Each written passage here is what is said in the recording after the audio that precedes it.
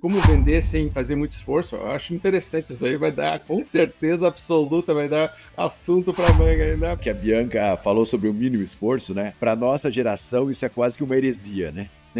Porque a gente cresceu, pô, tem que ralar pra caramba, tem que fazer pra caramba, não sei o que, não sei o que. O mínimo esforço, né? Até o próprio Guilherme Benchimol, que faz o prefácio do livro, ele fala: cuidado, não se engane, porque não necessariamente é sobre pouco esforço. Uma vez perguntaram para uma maratonista, quando ele quebrou o recorde da maratona, como que ele tinha conseguido correr 42 quilômetros naquele ritmo. E ele falou: eu não corro 42 quilômetros nesse ritmo, eu corro de poste em poste.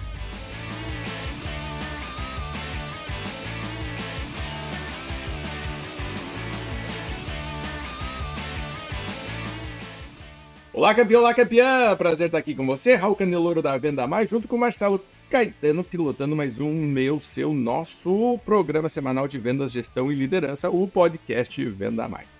Hoje a gente tem uma convidada muito especial, uma conversa muito interessante, passou pela área financeira, depois lançou seu livro, quer dizer, está numa trajetória muito bacana, a gente está acompanhando, a gente gosta, né, Marcelo, de ficar vendo o que tem, né, de novidade no mercado. A gente está há 30 anos mapeando novidades no mercado. Então é super interessante de ver.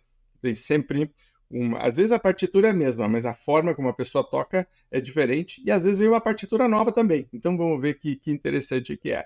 Antes da gente começar a falar sobre como vender sem fazer muito esforço, eu acho interessante isso aí, vai dar, com certeza absoluta, vai dar assunto para manga aí, né? Pano para manga aí, né? Algo para comentar, Marcelo, antes de começar? Você sabe, é muito legal isso, né? Porque quando eu vi, né, que a Bianca falou sobre o mínimo esforço, né? Para nossa geração isso é quase que uma heresia, né? Porque a gente cresceu, pô, tem que ralar pra caramba, tem que fazer pra caramba, não sei o que, não sei o que. E eu sempre falo que as pessoas às vezes sempre optam por fazer mais do que fazer melhor, né? E às vezes o mínimo esforço é fazer melhor, né? Mas volta para a geração nossa e dos nossos pais, então, pô, era fazer mais. E aí vem a Bianca com essa história que para nós é até meio uau, vamos ver por onde ela vai sair nesse processo aí, porque eu acho que é sempre um aprendizado entender isso de fazer melhor, não fazer mais. Vamos ver qual caminho a Bianca toma para não ser esse nosso tradicional de fazer mais, né? Para ter mais resultado. Mais força. Você sabe que eu tenho uma discussão séria em relação. Um dos meus filhos, especificamente, é o do mínimo esforço. E ele fica olhando e dizendo: pai, para que eu vou fazer mais esforço? Certo, tipo, eu já tô tendo o resultado que eu quero. Pra que eu tenho só pra parecer que eu tô fazendo? É verdade, sabe? Tipo, uma discussão de tipo assim, a impressão que eu tenho é que você tem que suar, sabe? Você tem que ralar, é que nem você ir pro treino, você tem que ficar dolorido depois, e você tem que fazer mais coisas, e a gente começa a empilhar coisas. Na verdade, ele fica olhando, não, talvez tivesse que fazer menos, né? Talvez tivesse que ser mais inteligente, talvez ser mais sábio. Então, essa vai ser uma conversa muito importante. Trazemos a Bianca, então? Bora. Bianca, super bem-vinda aqui, muito legal estar aqui com você. A gente vai, né, falar um pouquinho de tudo, né, um pouquinho da vida, falar do teu livro, de tudo. Começa contando um pouquinho, porque uma coisa que nos chamou muita atenção é que, na verdade, você teve uma trajetória que passou pela XP, então aqui também é uma história de sucesso, né?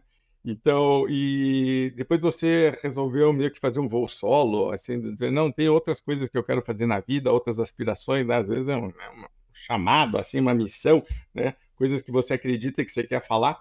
Fala um pouquinho dessa tua trajetória e aí a gente começa a falar um pouquinho dessa metodologia que você desenvolveu e que você defende. Comece, por favor. Muito bom, muito obrigada, Raul, muito obrigada, Marcelo. Posso contar, sim, rapidamente essa jornada aí, fazendo de uma história longa curta, né? Realmente eu tive a oportunidade de adentrar, né, no contexto da XP ainda no início dos seus primeiros anos.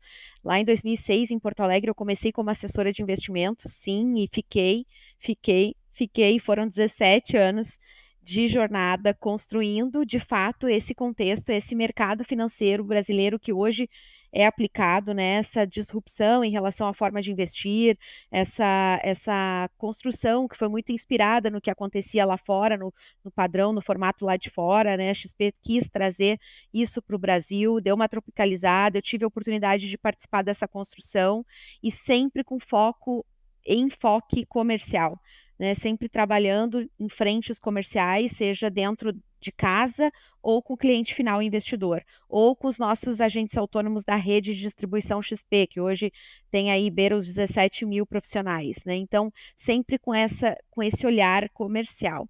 E aí, sim, a partir de toda essa construção, eu, ao longo da caminhada, à medida que eu precisei montar time, formar time comercial, treinar, preparar para captação de clientes, que a assessoria de investimentos, ela tem um enfoque comercial, né? Ela é uma profissão que precisa ter esse lado comercial desenvolvido, e aí eu fui vendo que eu precisava de reforços e fui olhando como que eu vinha praticando na minha formação, a minha construção, meu passo a passo, para poder reproduzir isso para os demais, e assim nasceu uma metodologia de trabalho, algo que depois eu quis e tive o sonho e a vontade de escrever isso e transformar em livro, chamado O Mínimo Esforço, também é o nome do método, e a gente pode falar um pouco mais sobre isso na sequência. Nós queremos ouvir já sobre esse método, né? Com certeza, a gente está super curioso por isso, por tudo que a gente falou aqui na abertura, né? E por ter uma provocação aí na história, né? Então a gente queria ouvir um pouco sobre o método, sobre esse processo todo que você desenvolveu. Muito bom. Na verdade, o mínimo esforço, né, até o próprio Guilherme Benchimol, que faz o prefácio do livro, ele fala, cuidado, não se engane, porque não necessariamente é sobre pouco esforço. Então, isso é um olhar, né, que é importante a gente ter, mas o mínimo esforço, na minha concepção, na minha construção, sempre foi saber qual é o esforço certo e na quantidade certa, tá? Então, isso é um princípio que tem que estar muito presente quando a gente quer sair do ponto A para o ponto B, que é o grande propósito do método e do livro, tá? É ajudar a gente a chegar num sonho, um sonho grande, por exemplo, que é o primeiro passo do método, ter esse sonho grande com clareza. Mas logo em seguida, o segundo passo do método é conseguir entender eu digo assim, ó, que bom que eu tive a capacidade de sonhar grande e sonhar no segundo nível, que é o plano, com o Excel na mão, sonhar contando, fazendo cálculos e metrificando qual é o tamanho desse sonho, mas não só esse sonho desdobrado num plano, que já é o passo 2 do método, mas sim ele nesse plano chegando na unidade de esforço necessária. Então, aqui sim habita uma questão muito chave sobre o método, que é qual é a tua quantidade, né? Qual é o teu mínimo esforço necessário a ser feito hoje para chegar lá onde tu quer? Então, primeiro, sabe aonde tu quer chegar? 2, sabe qual é a quantidade precisa de esforços e qual o primeiro ano desse sonho grande? Então, essa é a primeira provocação que eu faço, porque muitas pessoas têm o sonho grande e não tem o plano numérico exato daquilo que está na sua mão sobre como chegar lá, né? Muitas vezes eu pergunto, qual é o teu mínimo esforço hoje? E as pessoas, acordar às 5 da manhã. Não necessariamente. Então, é muito sobre isso. Ok, Deu para pegar então um pouco dessa... deu, e eu tenho fiz algumas anotações aqui. Gosto muito da ideia de começar com o sonho, adoro isso, porque sem, né, uma meta, sem um objetivo, sem algo grande, a vida não parece que a pessoa fica usando 30% do poder dela, certo? Do tipo, da capacidade, porque não está realmente ambicionando algo mais, assim, o olho não brilha. Então, a gente pode falar sobre isso, e porque engate aí a minha primeira pergunta, que é o que acontece com as pessoas que têm medo de sonhar grande, que às vezes eu vejo isso acontecer, tá? E aí já começa meio estranho, esquisito, porque a pessoa sonha, mas sonha pequeno, ou não sonha, ou tem medo de sonhar, sabe? Então tem uma sequência aqui de coisas que eu queria que você aprofundasse. Mas adorei também a questão de sonhar com Excel. A gente é muito isso, né?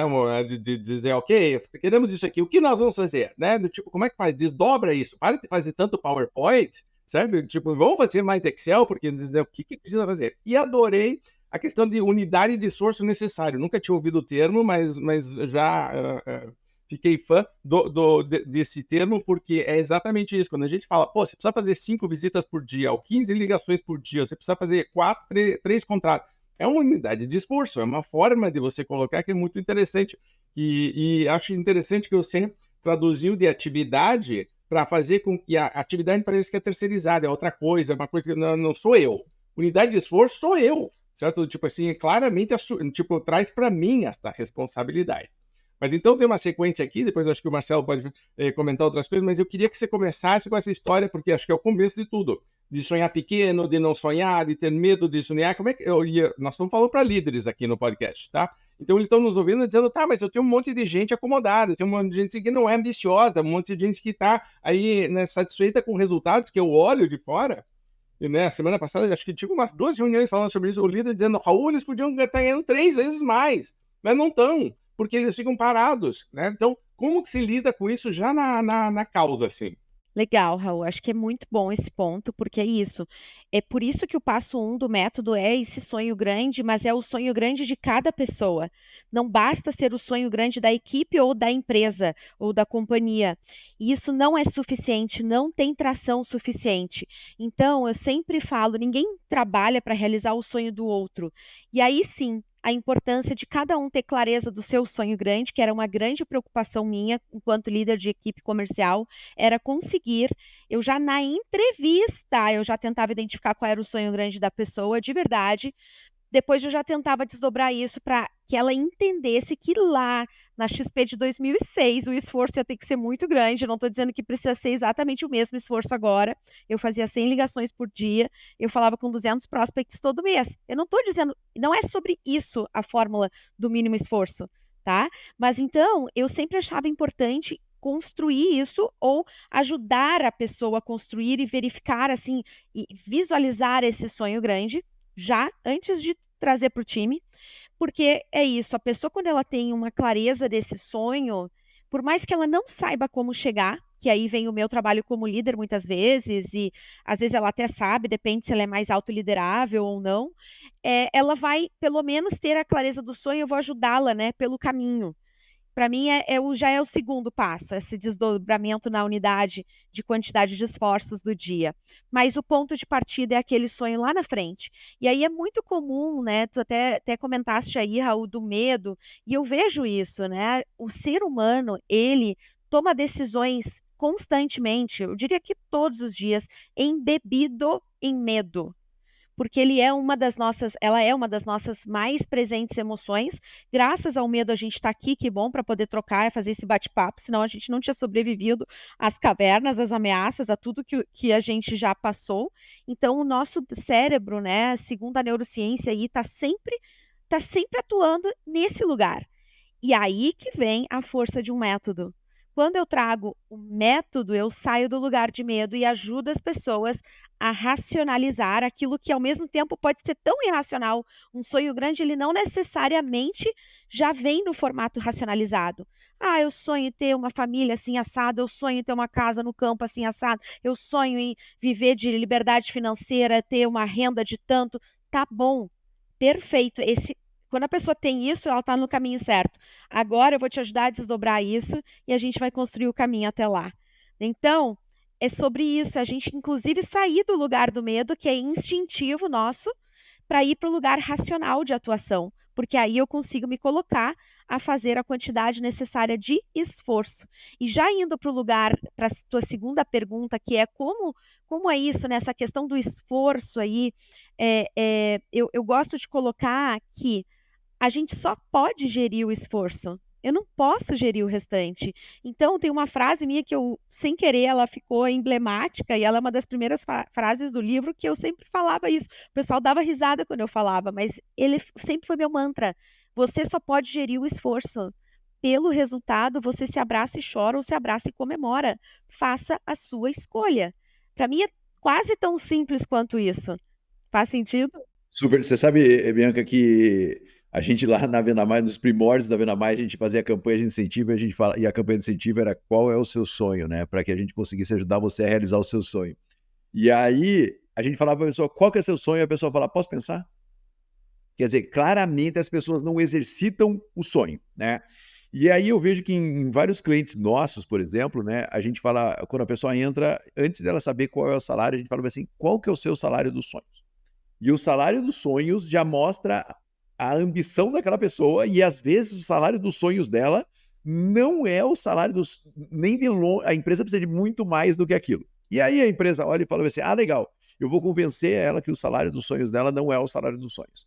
E aí você já começa a querer distorcer, né? Então acho que o primeiro passo assim o líder muitas vezes ele tem que entender qual que é o sonho do cara, a gente fazer isso na campanha, mas para isso precisa estimular as pessoas a sonharem. Aí ele entra num dilema, porque muitas vezes o sonho não está diretamente ligado à função que ele vai exercer ou àquela atividade que ele vai exercer. E aí o líder não pergunta porque ele tem medo do sonho não tá ali, né? O sonho dele não cabe aqui dentro. Aí fala, então não vou nem perguntar. Só que se você não souber qual que é o sonho, você não vai conseguir tracionar o cara pelo que você falou. É mais ou menos isso, né? O sonho, na verdade, você entendendo o sonho do cara, você consegue tracionar com muito mais facilidade do que fazer ele tentar chegar no seu sonho. É por aí que você falou?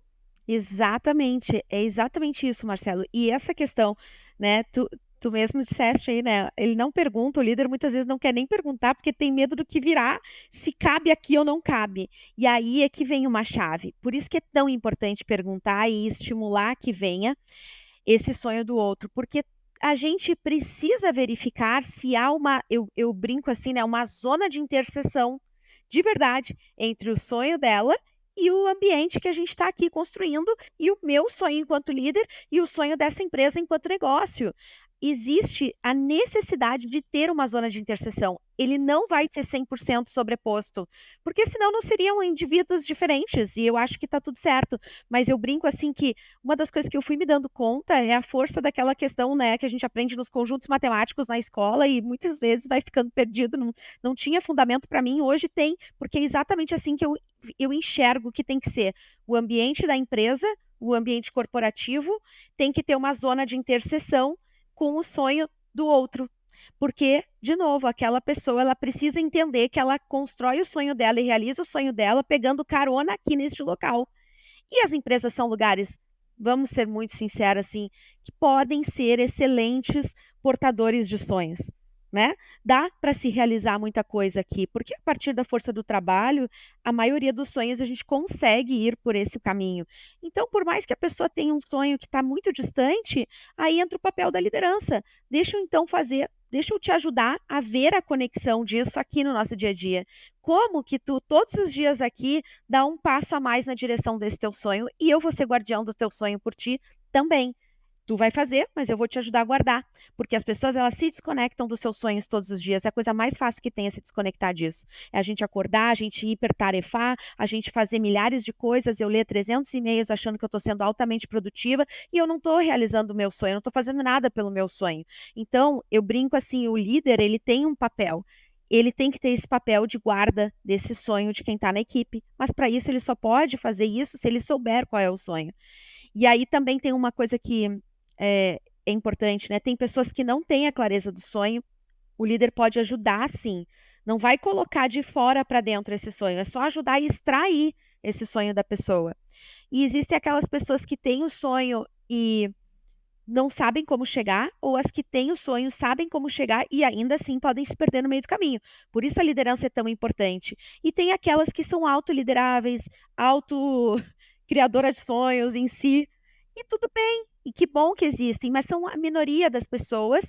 Então o líder tem que conseguir fazer esse mapa da equipe e entender quem são aquelas pessoas que ele tem que dedicar um pouco mais de energia e aquelas que vão ser mais autolideráveis. Também é um princípio de liderança que eu fui captando aqui à medida que eu fui vivenciando tudo isso. A gente tem falado muito isso, que acaba que tem gerente que vira babá de equipe, e aí, mas né, você mesma disse já no começo né, no processo de recrutamento e seleção, eu já estou fazendo algumas perguntas que começam a definir perfil, né, e eu chamo isso de termostato financeiro mental, a questão de qual é meu nível de exigência ou de expectativa em relação a dinheiro.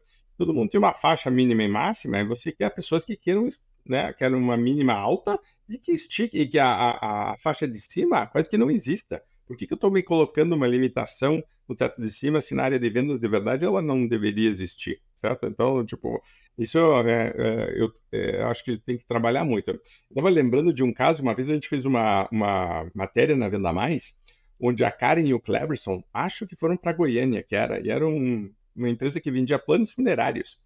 E no começo do ano, eles pegavam toda a equipe de vendas, levavam para um resort lá que tinha perto e ficavam 2 dias só fazendo mind map do ano das pessoas, o que você quer para este ano, certo? Então, mapeando na área física, o que você quer, na área financeira, o que você quer, nos teus relamentos, né? Então, eles iam se desenvolvendo.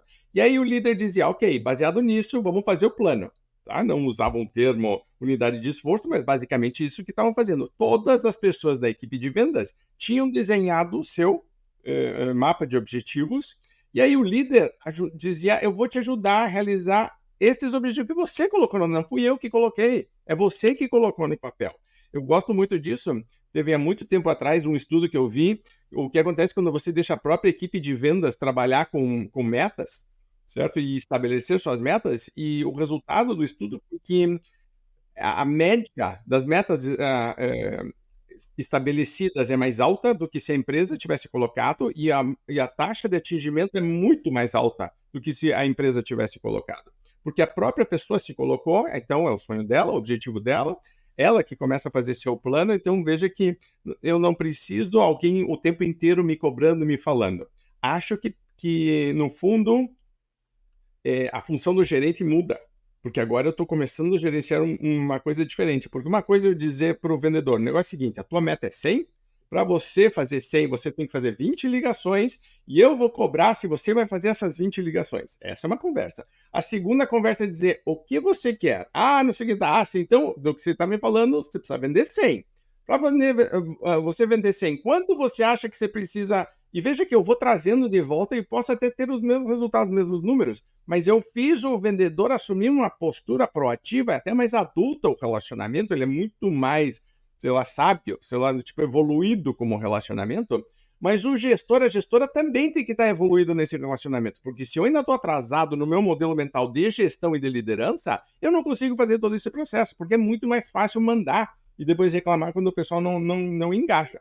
Então eu queria ouvir um pouquinho tua opinião sobre isso, porque eu acho que a gente ainda está vivendo num mundo onde se existe, né, se sabe que isso é importante, os sonhos são importantes, mas na prática começou a ter que bater meta, o pessoal já vira a chave e vai para o outro modelo, né, muito mais, vou chamar de top-down, mas de cima para baixo, né, do tipo, pam, pam, pam, você tem que obedecer, você tem que fazer isso aqui, interferindo fortemente, mas sem tanto chamar a responsabilidade. E aí, ao mesmo tempo, depois reclama da falta de engajamento. Então, acho que aqui a gente tem um prato para falar bastante coisa aí.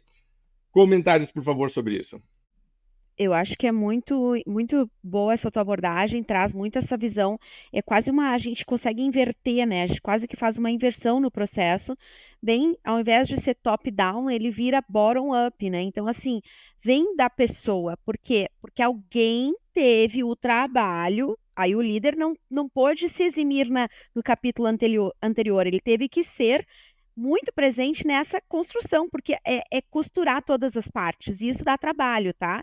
Beleza. Aí o líder, quando ele faz toda essa costura de começar com o sonho grande, desdobrar isso em números, mostrar para as pessoas como que ela chega no sonho grande dela através deste veículo aqui, ó, isso aqui é um veículo, pega carona nele e faz o teu sonho aqui dentro. Quando o líder se deu a todo esse trabalho, porque ele não é trivial, tá? A partir desse momento, tu passa a ter muito maior engajamento da equipe, certo? Só que tem uma coisa assim que de novo, assim, até comentei antes, ele ajuda a ser, ele se torna um guardião dos sonhos lado a lado daquela pessoa. Por quê? Porque o ser humano, sério, o ser humano nós somos danados, né? Eu falei que a gente vive no medo.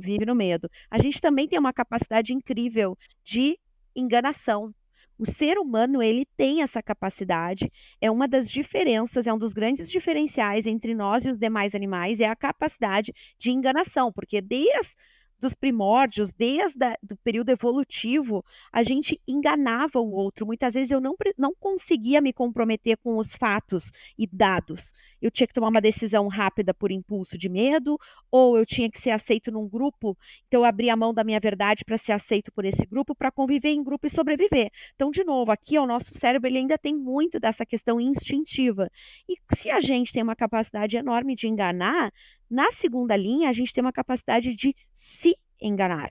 Então, eu facilmente me desvio do caminho do meu sonho, mesmo que eu já tenha feito a etapa 1, a 2, né? Então, assim, por mais que eu esteja já lá conectado com o meu sonho, eu tenho esse risco de sair do caminho facilmente, porque eu vou achar que eu fiz o meu melhor esforço, a minha maior quantidade de esforços com a melhor qualidade de esforços. Então, aqui tem um ponto de atenção e por isso todo mundo ajudando a guardar esse sonho é melhor do que ninguém guardando ele, senão a gente não chega lá. E aí vem um papel que eu falo dessa liderança, que é um líder, além de ser um líder guardião de sonho, ele é um líder espelho. O que eu quero dizer com líder espelho? O líder espelho de bate-pronto remete muitas vezes assim nas mentorias quando eu dou, o pessoal fala assim, seria o líder exemplo? Eu falo, não exatamente. O líder ele tem que ser exemplo, isso já está no feijão com arroz, no básico, mas ser o líder espelho para mim está num outro nível, um nível mais avançado da liderança, que é possibilitar que o seu liderado se perceba. Se perceba. Não é top-down. Eu não estou aqui para dizer o que tu tem que falar, não é comando-controle. Eu estou aqui para que tu tenha um encontro contigo mesmo. Eu só estou te ajudando a ver como tu está evoluindo na caminhada rumo ao teu sonho. É quase aquele papel, entre aspas, ali do divã lá, do psicólogo, sabe? Mas sem querer terapeutizar o processo. Não é isso. Mas eu acho que é muito importante ser esse espelho, porque senão o próprio liderado ele não para fazer o balanço de como ele está caminhando semana a semana em direção ao seu sonho.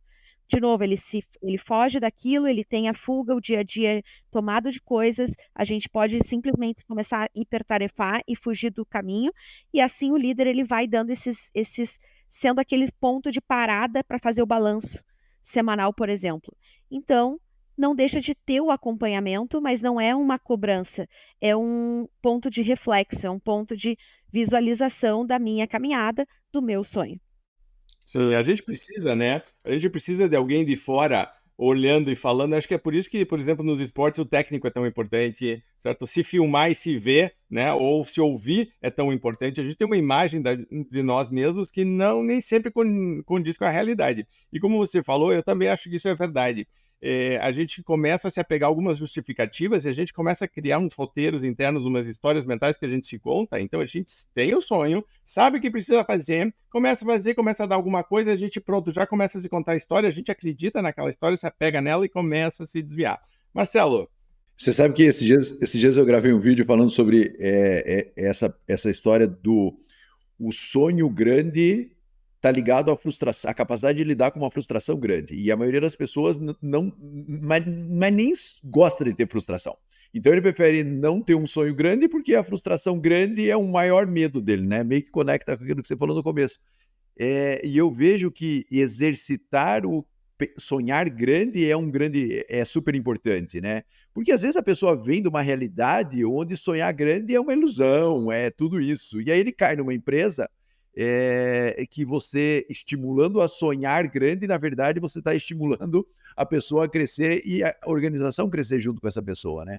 Então acho que as pessoas estão um pouco ligadas, pouco preparadas para lidar com uma grande frustração. Então elas preferem lidar com pequenas frustrações, né, decorrentes de sonho pequeno, ou nem sonhar para nem correr o risco de ter frustração, né? A gente vê isso muito nas empresas. A gente fala assim, pô, cara, dá para chegar nesse objetivo. O cara fala, se não chegar, se a gente estabelecer um objetivo medíocre e não chegar, é muito pior do que estabelecer um super objetivo e não chegar. Porque daí você pelo menos vai ter que lidar com um super objetivo, com uma super meta, e se não chegar, você vai ter que lidar com uma frustração. Um objetivo pequeno é uma frustração pequena, mas se ele acontecer também não vai mudar nada a sua vida, né? A gente fala isso muito quando orienta as pessoas, fala, cara, vai prospectar um cliente grande. Pô, mas esse cara não vai receber. Cara, é melhor do que o grande não ter que receber do que o pequenininho não ter que receber, que sua vida não vai mudar nada com esse cliente pequenininho. O grande vai ter achar de cadeira, vai se frustrar. Muitas vezes ele não tem tempo, ele é um cara uma personalidade difícil, vai gerar uma série de incômodos. Mas você pode visitar 500 clientes pequenininhos que não vai dar o tamanho desse cara grande, né? Então, prepare-se para se frustrar dentro do processo. Acho que a frustração grande e o sonho grande está um pouco conectado disso, e o medo de se frustrar é enorme nas pessoas, né? Como é que lida com isso? Então, assim, você vai chegar na pessoa e vai falar bem assim, Bianca, o cara vai chegar para você e vai falar, cara, meu sonho é esse, né? E como acontece em alguns recrutamentos que a gente faz. Como que estimula esse cara a sonhar maior? Faz aqui uma mentoria com a gente, né? Porque é uma provocação, acho que é super importante já que as pessoas não são educadas a sonhar. Perfeito, acho que isso é muito legal e é uma coisa que eu aprendi muito a sonhar grande com o próprio contexto da XP. A XP, ela sempre estimulou esse sonhar grande, é um dos valores lá, e eu aprendi muito a sonhar grande com ela. Eu já tinha algumas, por exemplo, no meu primeiro dia de XP, eu comprei a ideia da transformação do mercado financeiro brasileiro. Eu não posso dizer que não, né? O próprio Guilherme lá me vendeu esse sonho, eu visualizei ele, mas olha o que eu já fiz, o meu cérebro, porque daí por isso que é importante cada um conseguir se conhecer, autoconhecimento é importante. Então, o meu cérebro transformou esse sonho numa história contada de transformação do mercado financeiro brasileiro. Eu sempre fui apaixonada por história, apaixonada por livros, e eu visualizei um livro com páginas escritas onde a gente contaria essa história. Não é à toa que quase 20 anos depois eu escrevo um livro. É a força de um sonho grande. Mas se eu tivesse ficado só paralisada no sonho grande do livro, e transformar o mercado financeiro brasileiro, eu não teria saído do lugar. Então, qual foi o meu passo 2 ali, né? Que é transformar isso num objetivo numérico, um plano numérico. Seria o Excel do sonho grande. Para primeiro ano, não para 20 anos. Eu não fui lá na frente. Tudo que eu preciso fazer até conseguir ter algo para contar no livro. Eu não sabia que eu ia acabar desenvolvendo o método, não estava isso no meu radar. Então, o que foi o primeiro sonho? De um ano, eu sonhava com uma cortina, uma casa, uma janela, com uma cortina esvoaçante. Era a minha liberdade, vontade de morar sozinha. Então, assim, eu tô trazendo a Bianca sonhadora lá do início, ela conseguiu transformar isso num plano.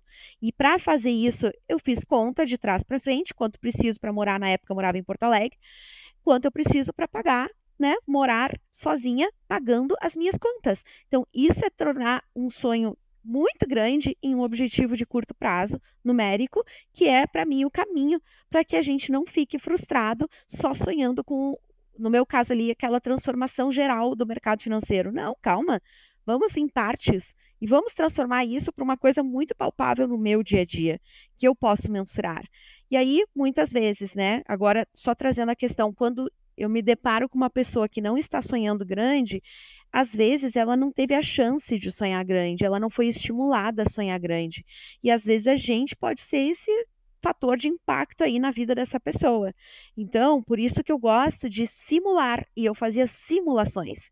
Por isso que eu gosto de costurar o meio para o fim, porque ao fazer isso eu mostrava para ela, ó, para tu ter uma renda de tanto, se tu conseguir, vamos de trás para frente, captar tanto por mês de clientes. Mas para captar tanto por mês de clientes, vou fazer um cenário simulado aqui. Se tiver uma conversão de tanto nas etapas do funil, isso seria falar com X pessoas. Eu ia fazendo, sabe? Aí a pessoa dizia, nossa, mas eu não tenho capacidade de falar com X pessoas, mas eu consigo falar com um pouco menos, sei lá, 50 pessoas por mês.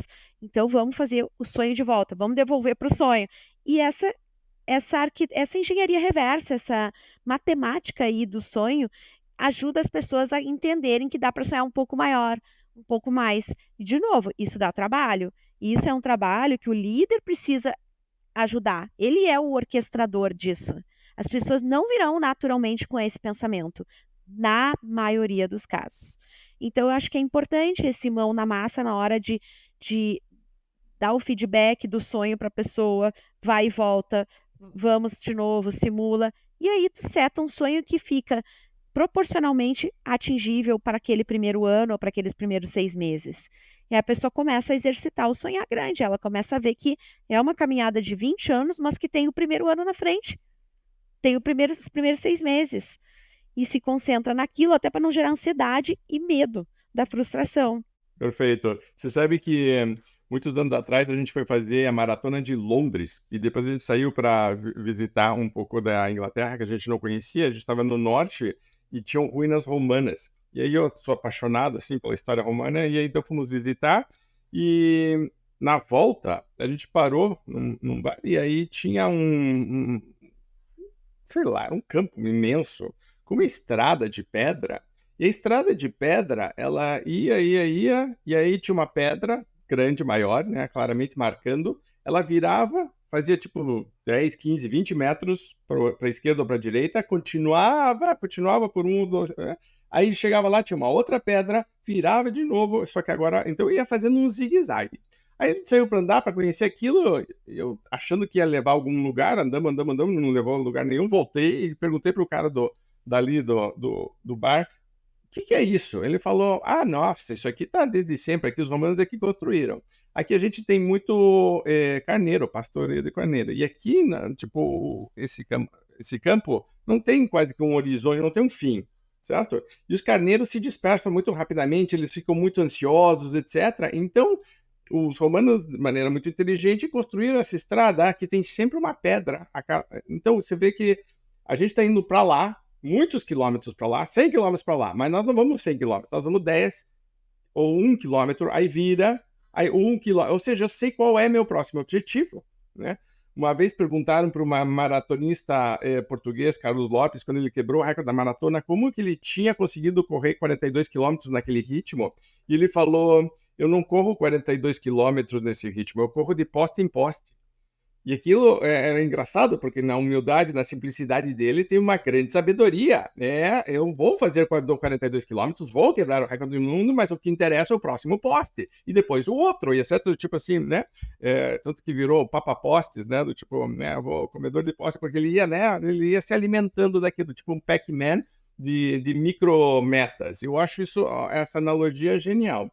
Por outro lado, estou pensando aqui, eu tenho contato com alguns líderes e algumas líderes que são muito analíticos, e essa conversa nossa vai dizer, ai, pelo amor de Deus, agora nós vamos ter que ficar cuidando dos sonhos do nosso vendedor, já não me basta ter todo, tipo, é a galera que só quer ficar no Excel, desconectou, o líder desconectou com o sonho, acho que nem o próprio líder já não tem mais sonho, não sei o que aconteceu aí que se perdeu, certo? E aí então se agarra no Excel e naquela coisa dura, analítica, hard, vamos cobrar isso, e deve estar olhando, ouvindo a nossa conversa e dizendo, pelo amor de Deus, mais uma tarefa, como é que eu vou fazer isso? Porque parece que vai contra a essência, né, da personalidade, do perfil desse líder mais analítico. Como que você lida com isso? Porque a gente não está dizendo não seja analítico, a gente está dizendo conecte com algo mais importante. E o analítico passa a ter sentido, tem uma razão, né? Tem uma lógica dessa conexão. Então, vamos falar com a pessoa que está cética, o líder que está cético nos ouvindo e dizendo, isso aí é papinho, New Age, para abraçar árvore, para as pessoas se sentirem bem. Eu tenho meta para bater, não tenho tempo para ficar perdendo com isso. Perfeito, eu acho que Raul, essa questão que tu trouxe é muito genuína, assim, porque, e ao mesmo tempo que tu trouxe ela para a mesa, na minha visão, tu mesmo já trouxe a resposta, né? Que será que aquela pessoa que está liderando o time está conectada com o sonho dela? Ou ela está apenas focada em atingir metas? E aí eu te digo o seguinte, durante todos esses anos, eu nunca tratei, né, primeiro, na rede XP, ninguém é funcionário de ninguém, para começar. Então, são todos agentes autônomos. Então, eu nunca pude, né? A gente nunca teve uma relação funcionário-equipe, e sim uma relação equipe-pessoas. Então, talvez tenha sido tão importante ou mais importante essa conexão de o que eu estou fazendo hoje, qual é o abacaxi que eu estou descascando hoje, qual é o sonho que eu estou realizando, qual a minha missão aqui, né? E eu acho que é importante, por isso que eu falo que liderança ela começa em autoconhecimento. Então, se esse líder não estiver conhecendo o seu próprio sonho, ele também está sem brilho no olho. Essa é a verdade. E se a gente não tiver, puxa vida, né? Acordar cedo, fazer contato comercial, ouvir um monte de não. Isso tem que ter um propósito maior por trás, senão fica esvaziado. Então, eu sempre falo disso, de verdade, não tem nada a ver com abraçar a árvore, né? Imagina eu no coração do mercado financeiro, na Faria Lima lá, né? Não posso, se eu não tivesse começado por onde eu comecei, do sonho grande, para tornar isso depois racional e matemático para as pessoas, eu nunca poderia ter direcionado elas, nunca poderia ter dito, retoma aqui, ó, tu tá perdendo de vista isso aqui, e teria sido algo totalmente comando-controle, algo totalmente... Controle a palavra. E eu sempre falo, eu nunca controlei ninguém, eu não tô aqui para controlar ninguém. Se eu não consigo nem controlar a mim mesma, muitas vezes, vou controlar o outro. Não dá. Então, definitivamente, é uma questão de conexão. Conexão de pessoa para pessoa e sonho para sonho. Então, eu não tô aqui romantizando, não. Eu, de verdade, toda vez que eu levei times para frente, eu estava só reconectando cada um ao seu sonho. Então é autoconhecimento, o líder ele precisa ter esse brilho no olho também. E às vezes o ambiente, se a pessoa se desconectou, o ambiente tem que fazer reconexões. Opa, desconectou aqui. Então, como a gente, enquanto empresa, enquanto companhia, consegue reconectar cada um de novo ao seu sonho? E isso vale para o líder também. Aliás, mais importante talvez ainda para o líder. Então, eu vejo muito dessa maneira como um ponto estratégico no contexto. Legal. Eu sempre falo que o fluxo de caixa mata o sonho, né? Porque o cara fica olhando pro fluxo, ele olha mais pro fluxo de caixa do que pro sonho dele, né? E aí quem vai prevalecer na empresa vai ser o fluxo de caixa e não o sonho, né?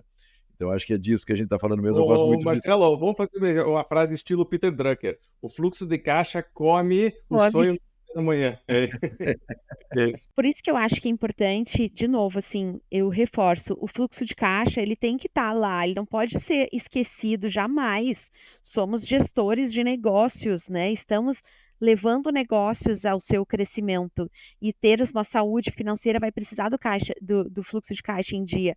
A questão é como que eu conecto essas pontas, elas têm conexão, elas não estão isoladas. Somos sistêmicos, então eu entendo muito que a visão sistêmica aqui se faz necessária e importante, que é a arquitetura das coisas, a orquestralidade das coisas, talvez usando várias analogias aqui, é o coach que está na beira do campo ali, direcionando o time a chegar lá. Então, a gente precisa, e a gente, eu digo nós líderes, eu digo nós fundadores, temos que fazer essas conexões para as pessoas, senão a gente vai fazer tudo sempre igual e muito solto, e aí vai ficar esvaziado. Eu acredito muito dessa forma. Talvez seja uma forma não óbvia. Deveria ser óbvio, mas é quase tão óbvio quanto, falar é óbvio, tá? Se eu fizer uma consulta com uma fonoaudióloga, eu tenho certeza que eu falo errado, que eu gasto mais voz do que preciso, que eu não uso, não entono direito, eu não sei. Tá? Eu não fiz, mas eu tenho certeza que se eu fizer, apesar da trivialidade de falar que é o ser humano, eu acredito que aqui tem um ponto. E a gente precisa, se a gente quer olhar e trazer as pessoas com brilho no olho para falar com o nosso potencial cliente ou com o já cliente, eu preciso fazer essas junções, essas conexões, na minha visão. Legal. Eu acho que é bacana, Bianca, acho que você colocou aqui um ponto que a gente fala muito de engajamento, né? Que quanto mais você engaja, menos você precisa fazer esforço para que as pessoas façam o que elas, enfim, elas precisam fazer para atingir seus objetivos. E para mim, um dos pontos que a gente trabalha, mas de repente racionalmente tem que estar dentro da estrutura de engajamento é o sonho, né? Meio que fechando aqui um pouco da conversa nossa, né? Às vezes a gente fala, treinar capacitar engaja, orientar engaja, várias coisas, né? Mas compartilhar o sonho ou entender o sonho e estimular o sonho, quem sabe seja um grande ponto de engajamento que racionalmente os líderes têm que colocar na sua estrutura de engajar a equipe, né? Tá me lembrando muito o Simon Sinek, né? O que, como e o reason why bem no meio, e a gente quando desconecta do reason why, que aqui no caso, né, estamos chamando de sonho, mas no fundo é exatamente um grande motivo, né? Quando você desconecta disso, o resto vai perdendo força. Então você pode até ter o melhor plano do mundo, mas a falta de atitude vai destruir qualquer plano, né? Então, eu tenho uma última pergunta para você, Bianca, que é se você acha que tudo que a gente conversou hoje se aplica a qualquer setor, a qualquer ramo, a qualquer tipo de empresa, ou se tem algum tipo de empresa ou até processo de vendas onde talvez isso não vá muito bem, porque a gente ouve muito isso dizer, Raul, Marcelo, isso é fantástico, só que aqui na minha região não funciona, só que aqui na minha empresa não funciona. Certo? Do tipo, não, eu sou uma empresa familiar, eu não posso, ou eu sou uma empresa aberta, de capital, não posso, ou eu sou uma multinacional, eu não posso. Quer dizer, a pessoa está, né, aquela história, né, a gente estava falando de se contar histórias, a pessoa está justificando nem começar o processo, ela já está boicotando esse processo, essa evolução. Então, fale um pouquinho sobre essa tua experiência de realmente poderia se aplicar a todo mundo. Minha leitura em relação a isso é que estamos falando de seres humanos. Então, embora o setor, o ramo, o processo, a região mude, e algumas culturas mudem também, no fundo, temos seres humanos. E os seres humanos, os princípios são muito parecidos. Essa é a minha leitura, queria saber qual que é a tua. Então, é exatamente por aí, né? Eu acho que o método e essa forma de pensar, né? Porque é uma forma de pensar, ela se aplica sim a qualquer contexto, né? O próprio Bernardinho, técnico da seleção, ele endossa o livro e endossa o método. E ele fala assim: ó, o método é muito mais do que um método de vendas, é um método de vida para quem quer ter sucesso, quem quer realizar seus sonhos, atingir suas metas. Então, é sobre isso. No livro tem um capítulo que eu aplico ele ao conceito, ao sonho de construção de liberdade financeira. Ponto. Foi o que eu fiz para mim, na minha vida. Eu apliquei isso. Se eu fosse para uma área X, Y, Z dentro da companhia, eu levava debaixo do braço minha forma de pensar. Bianca, temos aqui, vamos estruturar a escola aqui, a XP Educação, os MBAs, vamos? Vou fazer o quê? Vou fazer à luz da minha forma de pensar aqui, né? O sonho grande, o plano, os 5 passos ali. Então, isso dá para ser aplicado em qualquer contexto. Acho que uma grande prova é eu ter conseguido colocar isso de pé num universo onde as pessoas não tinham uma relação trabalhista em si, né? Por exemplo, não eram da minha equipe, ou seja, a prova que eu não estava comandando ninguém, certo? Comando não era a linha. E que eu vejo que tu pode aplicar num plano desde um plano, sei lá, de emagrecimento até um plano de construção de vida financeira livre, um plano comercial, sim. Em outro capítulo do livro está aplicado a um contexto comercial, claro que é a tônica aqui, né? Mas é isso, ele é totalmente, tu pode totalmente fazer o depara dele para outros contextos de vida. Perfeito. E até acho que, desculpe, mas outros departamentos da empresa também, né? Porque às vezes o comercial começa a se desconectar e você diz, não, espera aí, o pessoal do financeiro também tem sonhos, o pessoal da produção também tem sonhos, o pessoal da logística também tem sonhos. Exato, a partir do ponto que todo mundo tem sonho, a partir do ponto que para cada fim existe um meio, existe um esforço conectado, eu posso fazer essa aplicação, né? E aí vem essa questão do comportamento humano, porque, de novo, somos todos humanos e quando eu olho para isso e trago a pitada ali da racionalidade do método, eu estou fazendo, de novo, a gente sair do lugar de medo padrão, que é comum do nosso dia a dia, para ir para esse outro lugar. Então, eu preciso olhar, e que bom que eu sempre gostei de estudar essa questão do comportamento humano, fui estudar neurociência, muitas coisas eu fui entender racionalmente depois, de já estar fazendo, já tinha conseguido ver os 5 passos do método, mas eu não tinha tanto as razões claras para mim. Eu não entendia tanto o porquê. Depois que eu fui estudar neurociência, que eu fui entendendo mais a fundo, né? E é muito curioso, assim, quando eu estava me despedindo no meu último dia de XP, os últimos dias que eu estava saindo para ir tocar esse meu sonho do livro e tocar essa carreira solo agora, com mentorias, com formação, né, palestras e o livro em si, um dos diretores falou assim, Bianca, uma das coisas que eu mais me lembro, sabe, tu foi uma das primeiras pessoas aqui dentro a falar sobre comportamento humano. Na época eu não entendia muito bem, eu não alcançava o que tu estava querendo falar, e agora eu vejo que tudo faz muito sentido. Então, para mim, isso é um feedback muito valioso, porque a gente lida com pessoas e, ao mesmo tempo, eu sempre fui altamente racional, entregadora de resultado. Então, veja como as duas coisas não podem andar separadas. Pelo contrário, estamos falando justamente que elas se juntam e que se você quer ter uma cultura de alta performance, a cultura de alta performance tem que estar embasada em algo sólido. Até porque senão vira um moedor de carne, que é o que a gente fala muito de tipo, você tem, mas aí tem um turnover gigantesco, alta taxa de insatisfação, desengajamento, sabe? Tipo, uma série de coisas muito Ninguém quer negativas. trabalhar lá, ninguém quer entrar no Ninguém bar. indica, né? Ninguém É, indica. Muito bem, encaminhando aqui para o final. Marcelo, comentários finais para a gente encerrar esse bate-papo muito bacana com a Bianca? Gostei muito do bate-papo. Achei que o bate-papo foi muito, muito interessante e vai fomentar nos líderes essa questão de como eles estão trabalhando o sonho, o quanto dá de trabalho falar sobre o sonho com as pessoas e o quanto você tem que trabalhar por não falar sobre os sonhos, né? Eu acho que tem uma relação direta aí, né? Então, às vezes a gente quer falar, que preguiça, como o Raul falou, né? De falar sobre sonhos, agora mais isso. Mas, cara, daí você tem que fazer um monte de coisa mecanicista, né? Porque você não compartilhou isso. E a gente às vezes está acostumado a fazer esse processo mecânico, cansativo, não sei o quê, porque a gente não parte por uma conversa que não deixa de ser um pouco mais lúdica, que não deixa de ser um pouco mais de conexão racional, mas também emocional com o processo, né? E funciona muito mais quando o emocional entra junto nesse jogo. E também, na minha visão, ajuda muito a orientar o líder de que maneira ele se conecta com cada pessoa da sua equipe, né? Porque é um mapa da mina, né? Você saber o sonho das pessoas, você consegue conectar ao sonho das pessoas e por meio disso construir o sucesso e os resultados que você precisa. E se você não fizer isso, você vai fazer muito, vai trabalhar demais para conseguir fazer isso. E aí tem toda a lógica, o processo que a Bianca fala do mínimo esforço, né? Que na verdade é o caminho mais inteligente para chegar no resultado junto com a equipe, né? Exato. Bianca, comentários finais aqui para a gente se desconectar. Antes de mais nada, super obrigado por você estar aqui com a gente. Excelente bate-papo. Feliz de ver pessoas como você batalhando, tendo sucesso merecido e tocando de maneira positiva a vida de tanta gente. Muito bacana. Foi fantástica a oportunidade. Comentários finais teus. Eu que agradeço. Quero dizer que assim, ó, toda essa...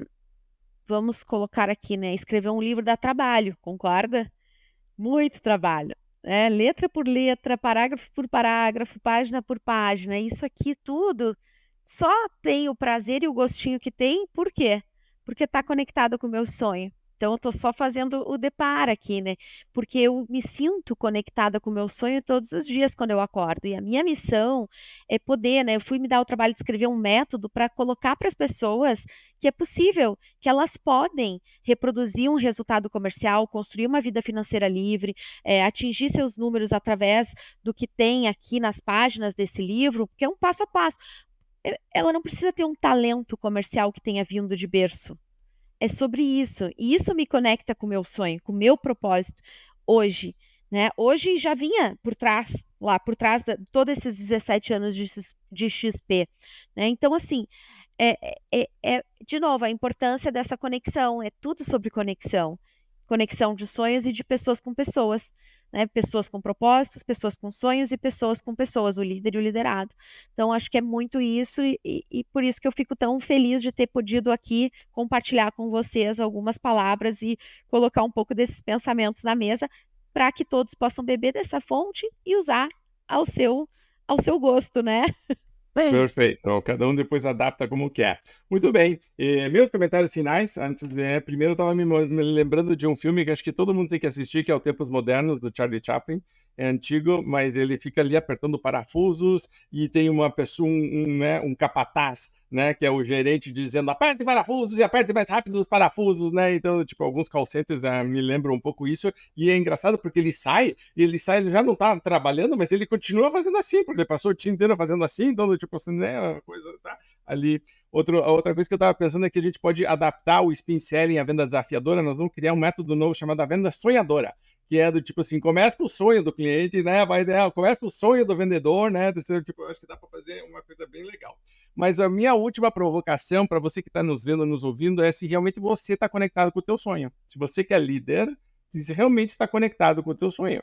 Né? Porque a gente estava falando muito de ajudar a equipe a realizar seus sonhos, a descobrir qual que é, né? A provocar, a colocar metas, etc. Mas o teu qual que é de verdade? Porque note como a gente fala o tempo inteiro que se você desconectar disso, você perde força, você perde energia, teu olho brilha menos e você pode estar sentindo isso. É um trabalho super, super importante para fazer que quando você conecta com o teu sonho, você consegue ajudar mais pessoas a conectarem com delas também. Não adianta nada, senão a vida fica árida, a vida fica cinza, né? Não fica mais colorida e você que é líder, quando você tá cinza, isso vai, né, transbordando, vai meio que contaminando todo mundo, daqui a pouco tá todo mundo cinzento. Mas é você que, no fundo, é a causa do cinza. E talvez seja essa desconexão com o teu sonho. Então, só essa provocação final para você relembrar. E para a gente terminar, eu queria sempre reforçar para você curtir, comentar, compartilhar. Lembre, somos o maior hub de vendas da América Latina. Se você quer qualquer coisa que seja um diagnóstico, consultoria, treinamento, né? A gente traz especialistas como a Bianca, quer dizer, tipo, adoramos o assunto e adoraríamos trabalhar com você. para ajudar você a resolver as suas questões comerciais. E se você quiser entrar em contato depois com a Bianca, comprar o livro, a gente vai deixar todas as informações aqui também. A gente vê muito essa questão, Bianca, você falou de conexão e de hub, a gente se vê assim também, certo? Então, quando a gente traz pessoas como você, é para conectar mesmo com alguém que diga, pô, esse trabalho da Bianca me ajudou, me estimulou, tô precisando trazer isso. Fantástico. E pode ser que a gente faça coisa juntos. Marcelo. E resolver com o mínimo esforço, né? Que para nós é quase que uma heresia para os baby boomers, né? Não, nós vamos fazer mais. Vamos fazer mais, come on! Muito bem. Come Para você on, que está né? nos ouvindo, lembre também, é ser mais inteligente, tá? Ser mais inteligente. Conecte com o teu sonho, faça primeiro né? Defina qual que é, etc. E aí, ok, o que eu tenho que fazer? Qual é a maneira mais inteligente de fazer isso? Muito bem? Quer saber mais sobre isso? Compre o livro da Bianca, leia, né? Entre em contato com a gente. E se você tiver questões mais estratégicas, fale comigo, o Caetano. Vai ser um prazer trabalhar com você. Gente, grande abraço, obrigado. Até o próximo podcast BR. Tchau.